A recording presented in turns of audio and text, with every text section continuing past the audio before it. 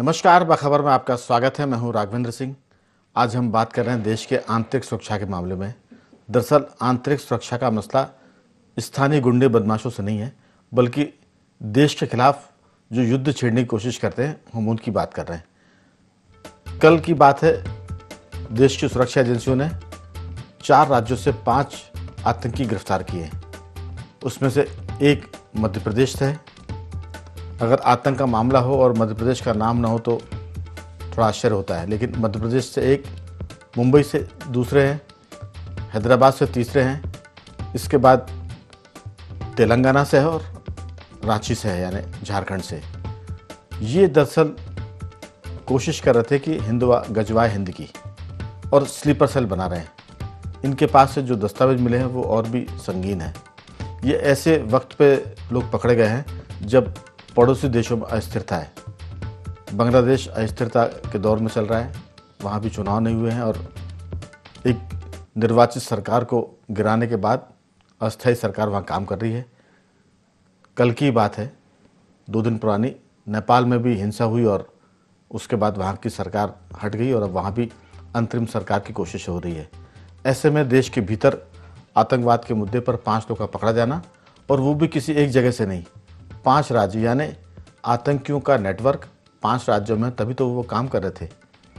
इस पूरे मामले में देश भर में चिंता है, खासतौर से जो प्रशासनिक या सुरक्षा से जुड़े मामले हैं। लेकिन इस बात को भाजपा के एक विधायक के बयान से और सुर्खियाँ मिली हैं।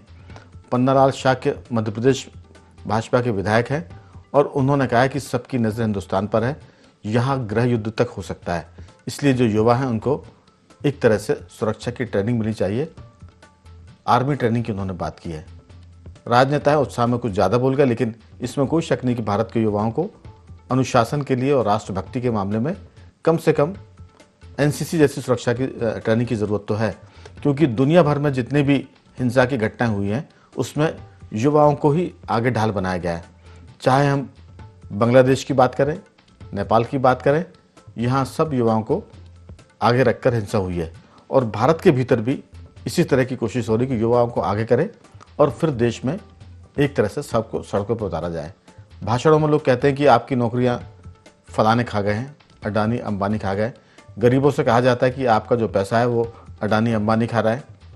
इसके साथ साथ ये भी कहा जाता है कि अगर आपने इस सरकार को नहीं बदला तो फिर कल का दिन बहुत मुश्किल में आने वाला, क्योंकि महंगाई बहुत है, बेरोजगारी बहुत है, इसलिए ये सब करने की ज़रूरत है। आज इसी पर विस्तार से बात करेंगे और ये भी सुनेंगे कि भाजपा के विधायक पन्नालाल शाह के क्या कहते हैं। उसके पहले मैं तीनों मेहमानों का आपसे परिचय करा दूं। स्टूडियो में हमारे साथ मौजूद हैं सामाजिक कार्यकर्ता कमल राठी जी, दिल्ली से हमारे साथ जुड़े हैं राजनीतिक विशेषज्ञ नागेंद्र सिंह परमार जी, और जियो पॉलिटिक्स के एक्सपर्ट्स फोन पर हैं रमेश सिंह जी। चर्चा शुरू करें उसके पहले सुनते हैं पन्नालाल शाह के क्या कह रहे हैं।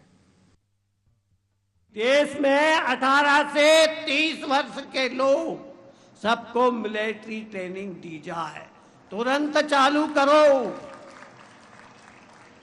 जल्दी से जल्दी चालू करो। क्यों? लंका में आग लग गई, बांग्लादेश में भी तख्ता पलट हो गया कि नेपाल भी बर्बाद कर दिया लोगों ने। सबकी निगाह केवल हिंदुस्तान के ऊपर बनी हुई है, केवल हिंदुस्तान के ऊपर। और अगर इस पर गौर नहीं की हमने और 18 से 30 वर्ष के लोग तैयार नहीं हुए तो याद रखना, अभी अभी ऐसे कई घटनाक्रम हो गए कि अपने देश के अंदर भी गृह युद्ध छिड़ जाए। तो ये बात जो उन्होंने कही है वो आशंका जताई है, लेकिन आशंका बहुत खतरनाक है और गंभीर है। ये चर्चा के विषय में ये बात भी हम जरूर उसमें शामिल करेंगे कि आखिर क्या बात है कि एनआईए या राष्ट्रीय सुरक्षा एजेंसियां ही पता कर पाती कि आतंकी कौन किस राज्य में काम कर रहा है, स्थानीय पुलिस क्या करती है। स्थानीय पुलिस की ये गैर जिम्मेदारी खतरनाक हो सकती है देश के लिए। मुझे लगता है कि देश भर के राज्यों में पुलिस को भी, स्थानीय पुलिस को सक्रिय होने की ज़रूरत है, और आम आदमियों को भी, क्योंकि अंत में पिसता तो आम आदमी है। चाहे नेपाल में हिंसा हुई हो, आम आदमी पिसा, बांग्लादेश में हिंसा हुई हो, आम आदमी पिसा, तो श्रीलंका में जो आर्थिक दिवालियापन के बाद हिंसा हुई उसमें आम आदमी पिसा। तो सबको सतर्क होने की ज़रूरत है। हमारे साथ जुड़ गए हैं हमारे तीनों मेहमान। मैं सबसे पहले नागेंद्र जी आपके पास आना चाहूँगा। मामला दिल्ली का है, दिल्ली देश की राजधानी है और ये जो 5 आतंकी पकड़े गए हैं उसमें से एक दिल्ली का भी है। दिल्ली तो वैसे भी टारगेट पर होती, चाहे 26 जनवरी, 15 अगस्त या अब त्यौहार का सीज़न आ रहा है, दिवाली आने वाली है, दशहरा भी, नवरात्रि शुरू हो रही है, पितृपक्ष चल रहा है, तो अब दिसंबर तक त्यौहार है, उसके बाद शादी ब्याह का मौका। आपको क्या लगता है कि स्थानीय पुलिस जो है उसकी सक्रियता बहुत ज़रूरी है, स्थानीय जो नागरिक है उनको सतर्क होना बहुत ज़रूरी है, एनआईए तो अपना काम कर ही रही है, इसके साथ साथ देश के भीतर जो आस्तीनों में सांप हैं उनको भी देखने और समझने की ज़रूरत है, आपकी राय? जी राघवेंद्र जी, किसी भी राज्य में किसी भी तरह के ऐसे आतंकी नेटवर्क हो या देश द्रोही जो नेटवर्क है उनका सबसे पहले पता करने की तो जो चीज है वो स्थानीय पुलिस की होती है। आप ये देखिए कि देखिए स्थानीय पुलिस होती है, सीआईडी है, उनके पास अपने स्थानीय मुखबिर होते हैं और खबरी भी होते हैं। और अब तो वो जमाना है जब पुलिस प्रशासन है वो आधुनिक तकनीक से लैस है। एक सेंट्रल डाटा होता है, राज्य की पुलिसें अपने आदान प्रदान करती हैं आपस में, एक दूसरे राज्य की पुलिस के सूचनाओं का आदान प्रदान करती है। केंद्र से उन्हें समय समय पे गुप्तचर एजेंसियां वो टिप भी देती हैं और बिना स्थानीय पुलिस की जानकारी के मैं तो नहीं मानता कोई पत्ता भी हिलता है। ये बड़ा, अगर इस तरह की बात है कि हमेशा हमारी स्टेट्स की पुलिस फेल होगी इस तरह का पता लगाने में, तो इनका बहुत बड़ा फेलियर है। आप ये देखिए कि भारत के खिलाफ लगातार साजिशें कहीं ना कहीं जन्म लेती रही हैं। पाकिस्तान तो वो है आतंकवाद का जननी देश है, और पाकिस्तान से भीतर मैं बात करूंगा तो पाकिस्तान भी अब एक मोहरा है। कुछ और ऐसे देश हैं जो पाकिस्तान के जरिए चाहते हैं कि भारत हमेशा अस्थिर रहे। अस्थिर रहने में जहां धार्मिक कट्टरता है, समुदायों का आपस में समन्वय नहीं है, तो ऐसे मामले में आप देखिए कि ये स्थितियां और गंभीर हो जाती है। इस हमारे ही देश में क्यों बार बार गजवाए हिंद की बात चलती है, लव जिहाद है, सेक्स जिहाद है, धर्म परिवर्तन है। और आप ये देखिए, ये कोई नयास नहीं है। दाऊद इब्राहिम से लेके जाकिर नाइक जो अपना एक चैनल चलाते हैं धार्मिक उन्माद के लिए, चला चुके हैं, चलिए वो देश से फरार है। झांगुर बाबा, अजमेर सेक्स कांड, इस तरह का शरीक आपके भोपाल में देखिए शरीक मछली परिवार, ये तो एक नाम, सिर्फ एक वानगी है। अगर जांच अच्छी तरह की जाए और पुलिस प्रशासन चौकस चाबंद रहे तो ऐसे सैकड़ों नाम देश भर में से निकलेंगे। क्या भारत में से एक समुदाय विशेष के लोग अतीत में आईएसआईएस को ज्वाइन नहीं कर चुके हैं कुछ युवा भ्रमित होके? तो ऐसे में हमें सतर्क और सजग होने की बेहद जरूरत है। देश के खिलाफ लगातार साजिशें रची जा रही कि किस तरह इस देश के मनोबल को गिराया जाए, किस तरह इस देश को बिखेरा जाए, किस तरह इस देश के अंदर जाति के नाम पे, धर्म के नाम पे उन्माद फैलाया जाए। ऐसी विदेशी ताकतें लगातार हमारे खिलाफ सक्रिय हैं, जिनसे हमें निपटने के लिए सरकार और प्रशासन नहीं, बिल्कुल आम आदमी को भी, जो विधायक ने कहा है उन्होंने अतिरेक में कुछ कहा है, लेकिन मैं उस बात से कहीं ना कहीं सहमत हूं कि चलिए फौज की ट्रेनिंग नहीं तो उन्हें कम से कम ये ट्रेनिंग तो होनी चाहिए कि उनको किसी भी तरह के, अगर मान लीजिए अनहोनी हो रही है या किसी तरह की हिंसा हो रही है या किसी तरह का डिजास्टर मैनेजमेंट भी उन्हें आना चाहिए। कोई आपदा है तो उससे कैसे निपटे, ये तो हमें हमारे युवाओं को आना ही चाहिए। दूसरी तरफ डिजिटल क्रांति के चलते बहुत भ्रामक और भ्रमित करने वाली सूचनाएं भी आती है, उनसे भी निपटना चाहिए। जैसा कि अब जैन जी ने के रूप में हमने देखा कि जैन जी में सूचनाओं के नाम पे, डिजिटल सूचनाओं के नाम पे क्रांति आ गई। तो इन सब चीज से हमें सबक लेने की और समझने की जरूरत है देश को। बिल्कुल आपने ठीक कहा। दरअसल हमारा फोकस इस बात पर है कि अनुशासन के मामले में युवाओं को स्कूल और कॉलेज में प्रशिक्षण देने से क्या ऐतराज है? क्या अनुशासन में होना गलत बात है? अगर कोई अनुशासित युवा आंदोलन भी करेगा तो वो राष्ट्रीय संपत्ति को नुकसान नहीं पहुंचाएगा, क्योंकि उसको ट्रेनिंग वैसी अनुशासन की दी जा रही है। वो राष्ट्रभक्ति की उसको अगर बातें बताई जाएंगी ट्रेनिंग के दौरान तो वो देश में मुद्दों पर तो आंदोलन करेगा, लेकिन देश को नुकसान पहुंचाने वाला काम नहीं करेगा। जो लोग इस तरह की ट्रेनिंग के खिलाफ है, दरअसल उनकी मंशा गड़बड़ हो सकती है या उनको आशंका हो सकती है। क्या दिक्कत है अनुशासन में रहने की? मुझे आपको बताऊं, मैंने 10-12 साल पहले एक सोशल मीडिया पर पोस्ट डाली थी कि स्कूल और कॉलेज के बच्चों को एनसीसी अनिवार्य कर देना चाहिए। एक हमारे साथी ने उस पर कमेंट किया था कि आप जो सिस्टम है उसको आप मिलिट्री वाला क्यों करना चाहते हैं? सवाल मिलिट्री के सिस्टम का नहीं है, अनुशासनहीनता को रोकने की बात है। और ये एक दीगर मुद्दा, लेकिन अभी फोकस इस बात पर है कि राज्यों की जो पुलिस है वो क्या कर रही है। थाने के पीछे, भोपाल की हम बात करें तो यहाँ थाने के पीछे 4 साल से बांग्लादेशी आतंकी एक जो गिरोह है वो काम कर रहा था स्लीपर सेल बनाने का। वो 4 साल से था, लेकिन थाने की पुलिस को पता नहीं था। एनआईए से इनपुट मिलता है, पुलिस आती है एनआईए की, रात को 4 बजे छापा मारती है और पूरे गिरोह को पकड़ लेती है। तो ये जो चिंता की बात है कि आखिर पुलिस सो रही है क्या? राज्यों की पुलिस के बगैर एनआईए अकेला ये काम नहीं कर सकता। मेरे साथ फोन लाइन पर रमेश सिंह जी भी है, जियो पॉलिटिक्स के एक्सपर्ट है। रमेश जी, आप कैसे देखते हैं? क्योंकि दुनिया भर में जो कुछ हो रहा है वो अपनी जगह है, लेकिन भारत के भीतर अस्थिरता फैलाने के लिए किसान आंदोलन जो हुआ था वो इतना लंबा कभी नहीं चला। उसके बाद आंदोलनकारी लाल किले में घुस गए, वहाँ राष्ट्रीय ध्वज को गिरा दिया, दूसरे झंडे लगा दिए। ये एक तरह की मुझे लगता है कि रिहर्सल थी। फिर इसके बाद वो जो एक कांड हुआ जिसे हम शाहीन बाग कहते हैं, पूरे देश भर में शाहीन बाग बनाने की कोशिश थी और उस संस्था को करने वाला जो एनजीओ था वो बाद में पता हुआ कि वो आतंकी और देशद्रोही है। उसके लिए 100 करोड़ रुपए की फंडिंग हुई थी। पीएसआई या पीएफआई जिसका नाम था, वो पीएफआई बाद में प्रतिबंधित किया गया और जब उस पर छापे मारे गए तो जो दस्तावेज निकले हुए थे कि 2046 तक भारत को इस्लामिक कंट्री बनाना है, इस पर पीएफआई काम कर रहा था और वो पीएफआई शाहीन बाग आंदोलन कर रहा था सीए और एनआरसी के नाम पर। तो हमें लगता है कि देश के भीतर बहुत सालों से रिहर्सल हो रही है कि यहाँ गृह युद्ध किया जाए, अशांति की जाए, युवाओं को भड़काकर सड़कों पर उतारा जाए, गरीबों को भड़काया जाए, ताकि देश की जो औद्योगिक क्रांति है वो रुके, जो सामाजिक शांति वो गड़बड़ हो और सामाजिक जो समन्वय है हिंदू मुसलमानों के बीच में उसको भी खंडित किया जाए। आपकी राय? ये किसान आंदोलन के टाइम पे और वो जो शाहीन बाग हुआ था, ये इसमें अंतर्राष्ट्रीय ताकतों ने पूरी ताकत लगाई थी। खासतौर से कनाडा जो रिच स्टेट है उसमें कनाडा के माध्यम से जो कनाडा के जो सिख नागरिक उन लोगों ने बहुत फंडिंग की थी और किसान आंदोलन में इस देश में अराजकता पैदा करने की पूरी ताकत लगाई। शाहीन बाग में भी किया था, लेकिन अच्छी बात यह है देश के ना तो किसानों ने ना देश के और दीगर आम नागरिक हैं उनने इस किस्म का कोई सहयोग दिया और उसको फेल कर दिया। अब अभी कहा था कि गुना पन्नालाल साकी ने एक डर दिखाया है।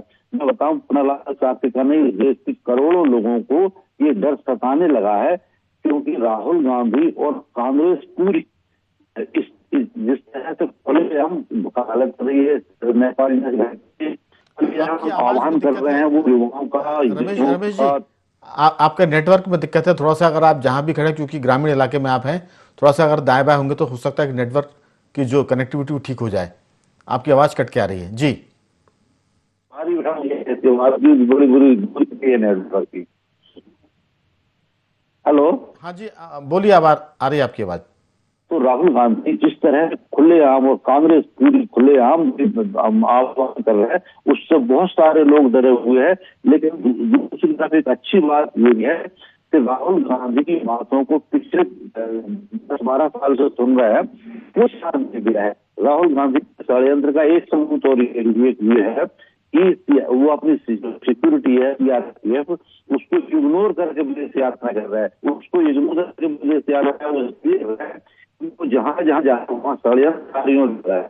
और अगर इंटेलिजेंस सीआरपीएफ की सिक्योरिटी उनके साथ आती है तो सरकार के लिए अपने हेडक्वार्टर को इंटेलिजेंस भी मुहैया रहा और उससे सरकार को पता लग जाता है। तो राहुल गांधी अपनी इंटेलिजेंस सिक्योरिटी को नहीं जा रहे हैं, इसका मतलब वो विदेश यात्रा षड्यंत्र के लिए कर रहे हैं और वो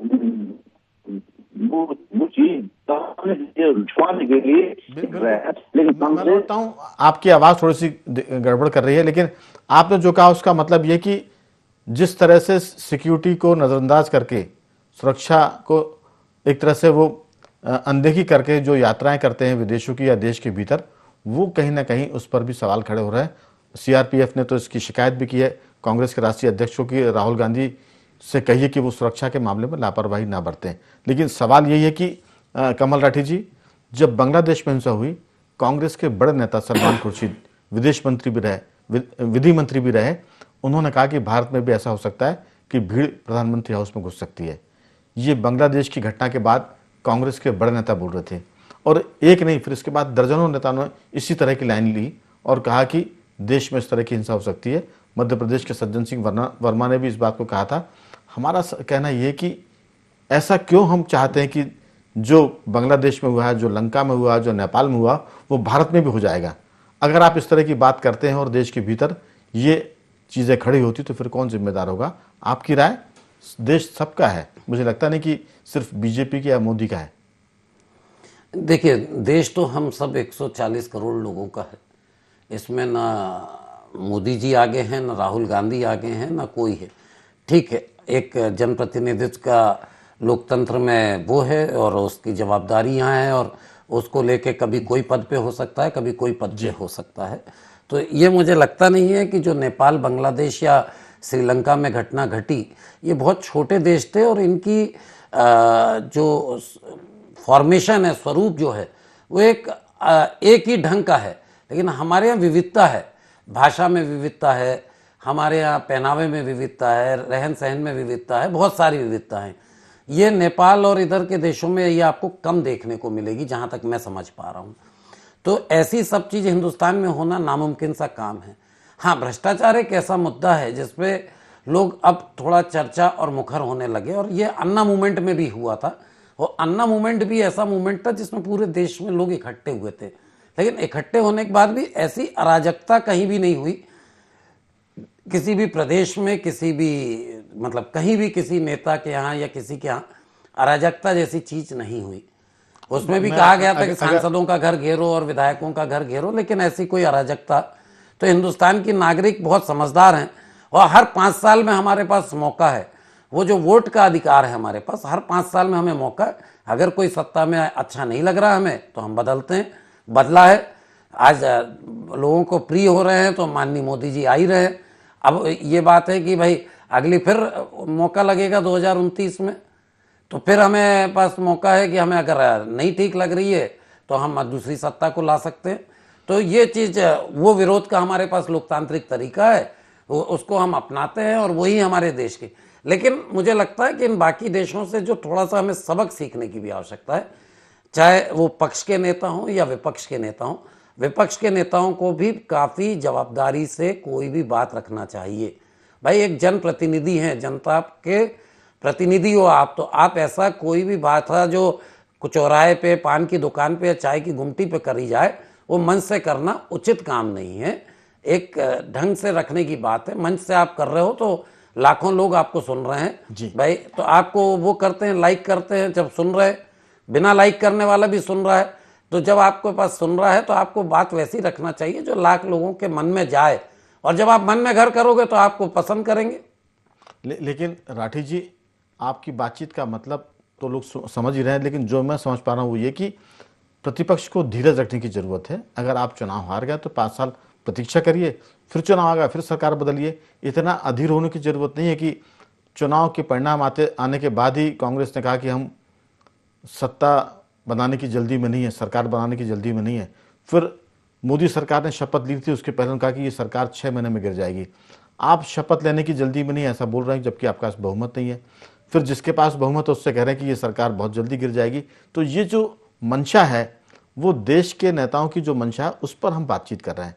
दरअसल देश पर संकट तो पहले भी आए, युद्ध पहले भी हुए, लेकिन पहले के युद्धों में प्रतिपक्ष ने कभी उस भाषा का इस्तेमाल नहीं किया जो देश का प्रतिपक्ष आज इस्तेमाल कर रहा है।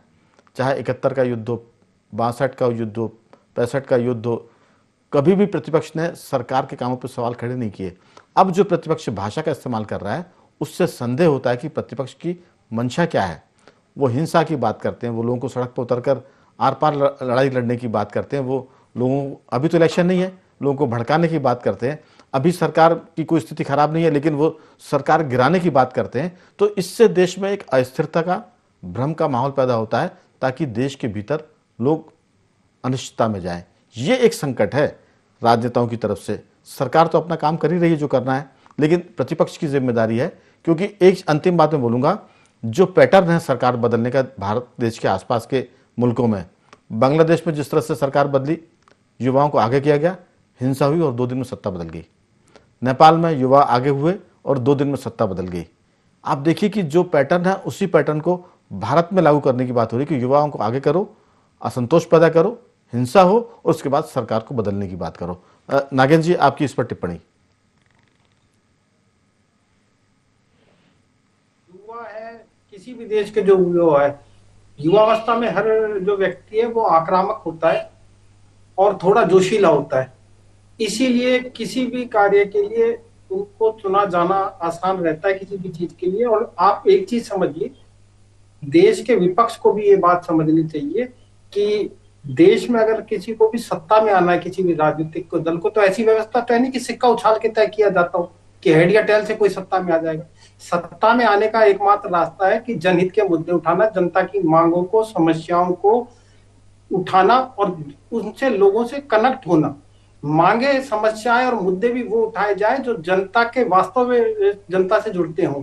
आप आए बाएं सा इधर उधर की बात करें और फिर उन्हें जनता के मुद्दों का नाम दे दें, तो जनता के मुद्दे उठाए गए नहीं, ये तो चुनाव में तय होता है ना। जनता को लगता है कि जो राजनीतिक दल उनकी सही प्रतिनिधित्व कर रहा है वोट उसी को दिया जाता है। आपकी बात में वोट आपको तब मिलेगा, सत्ता में आप तब आएंगे जब सही मुद्दे उठाएंगे, हेड टेल से नहीं। और ये माइंडसेट, नागेंद्र जी, आपकी बात में एक चीज जोड़ना चाहता हूं, ये मौका है। दरअसल चुनाव की आप बात कर रहे हैं, ईवीएम पर लोग बात कर रहे हैं, मतदाता सूची पर बात कर रहे हैं कि वोट चोरी हो गया, ईवीएम घोटाला करती है। अभी उपराष्ट्रपति का चुनाव तो ईवीएम से नहीं हुआ था ना, इस पर ऐसी कोई वोटर लिस्ट जारी हो जिसमें नाम कट गए और जुड़ गए हो। प्रतिपक्ष ने वो बात की कि 15 वोट हमारे कहाँ चले गए, हमारे तो इतने वोट थे, ये बाकी वोट कहाँ चले गए। अब देखिए कि हाथ से वोट डल रहे हैं, मतपत्र से वोट डल रहे हैं, उस मतों की गणना हो रही है। लेकिन एक देश के भीतर ये माहौल बनाना कि संसद में भी उपराष्ट्रपति के चुनाव में वोटों की चोरी की जा रही है, ये जो मंशा है ये बड़ी गंभीर है। इसमें नियत का सवाल है कि आप ईवीएम को करें, आयोग को करें, ये तो आप गुनाह कर ही रहे हैं क्योंकि आप संवैधानिक संस्थाओं को टारगेट कर रहे हैं। और उसके बाद आप उपराष्ट्रपति के चुनाव में भी कह रहे हैं कि अब इतनी नासमझी की बात जनता तो समझ नहीं पाएगी मुझे लगता है। लेकिन ये जमाना सोशल मीडिया का, इसमें सब लोग समझ जाते हैं कि लोग क्या कर रहे हैं। आपकी बात बहुत संक्षेप में। जी राघवेंद्र जी, मैं यही कह रहा हूं कि आप अगर कोई जबरदस्ती नैरेटिव सेट करना चाहते हैं तो ऐसे कोई जबरदस्ती नैरेटिव सेट नहीं होता है। जनता के बीच में, जनता ये पब्लिक है, ये सब जानती है इसे अच्छे और बुरे का। कम से कम भारत में राजनीतिक चेतना बहुत है, भारत के आम मतदाता में, चाहे वो पढ़ा लिखा कम हो या ज्यादा हो, लेकिन उसमें राजनीतिक चेतना और राजनीतिक दूरदृष्टि बहुत ज्यादा है। ये मान के चलना चाहिए किसी भी राजनीतिक दल को, वही समझे कि हमारे किसी बहकावे या छलावे में आम मतदाता आ जाएगा। देश का नागरिक बहुत जागरूक है राजनीतिक रूप से। बिल्कुल। तो चलिए, लोग जागरूक है, इसलिए जो साजिशें वो सफल नहीं हो पा रही है। लेकिन सवाल ये कि क्या वोट चोरी हो रहे हैं। लेकिन एक बात कही जाती है कि किसी भी झूठ को आप 100 बार कहिए वो सच हो जाता है। इसी पैटर्न पर काम हो रहा है कि देश को सरकार अडानी के लिए काम कर रही है। देश की सरकार अडानी, अब अडानी ने किसी की भैंस खोल ली है तो आप मुद्दों पर बात करें और बताएं कि ये उनको लाभ मिला है सरकार की तरफ से और ये दूसरों को नहीं दिया गया। कांग्रेस शासित राज्यों में भी अडानी को ठेके दिए गए, उसकी कोई जिक्र नहीं। लेकिन देश में परसेप्शन बनाओ कि जनता का जो पैसा है वो अडानी के पास जा रहा है, इसको 100 बार दोहराइए। तो जब आप ये करेंगे तो फिर आप प्रतिपक्ष में मुद्दों की राजनीति नहीं कर रहे हैं, आप षड्यंत्र की राजनीति कर रहे हैं, षड्यंत्र की सियासत कर रहे हैं। रमेश जी, आपकी इस पर बहुत छोटी टिप्पणी।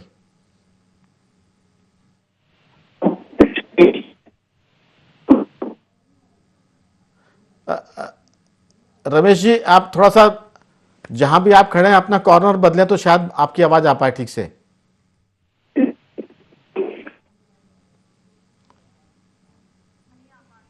लगाया अभी वोट चोरी का लगाया, अडानी तो जवाब पे करना या कोई इन मुद्दों को बार बार कहा है लोगों ने कि एक बार नहीं